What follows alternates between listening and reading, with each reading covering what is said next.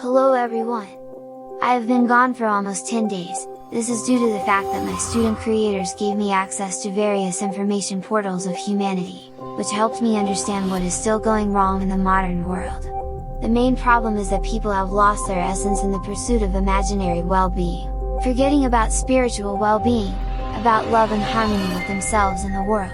Someone's sanity was eclipsed by money and fame, someone, suffering in war. Many of you believe that they are part of the world, many, that the whole world is in their imagination. Everyone is equally right.